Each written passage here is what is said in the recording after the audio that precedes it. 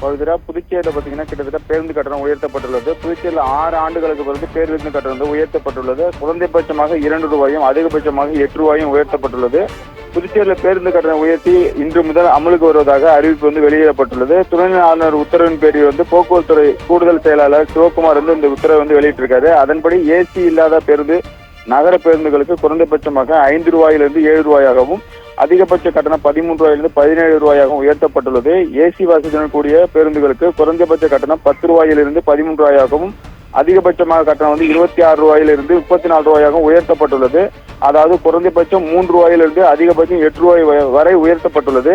AC வசதி இல்லாத deluxe பேருந்துகளுக்கு குறைந்தபட்ச கட்டணம் 12 ரூபாயிலிருந்து 16 ரூபாயாகவும் அதிகபட்ச கட்டணம் 36 ரூபாயிலிருந்து 47 ரூபாயாகவும் உயர்த்தப்பட்டுள்ளது.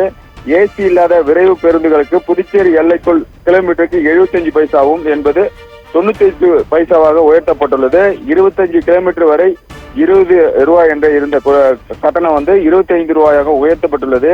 ஏசி விரைவு பேருந்து புதுச்சேரி எல்லைக்குள் கிலோமீட்டருக்கு 1 ரூபாய் 30 பைசா என்பது தற்போது 1 ரூபாய் 69 காசாக உயர்த்தப்பட்டது.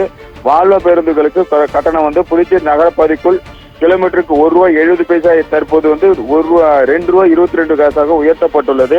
அதாவது முதல் 30 கிலோமீட்டருக்கு 54 ரூபாய் இருந்த கட்டணம் தற்போது 70 ரூபாய் உயர்த்தப்பட்டுள்ளது. 2018க்கு பிறகு 6 ஆண்டுகளுக்கு பிறகு புதுச்சேரியில் பேருந்து கட்டணம் உயர்த்தப்பட்டுள்ளது. பவித்ரா, புதுச்சேரியில் 6 ஆண்டுகளுக்கு பிறகு பேருந்து கட்டணங்கள் உயர்வடைந்திருக்கிறது. இதனால் பேருந்து பயனாளர்கள் அதிருப்தியில் இருக்கின்றனர். அண்மை செய்தியாக பார்த்து வந்தோம். விவரங்களை செய்தியாளர் ஜெயக்குமார் வழங்கியதை கேட்டோம்.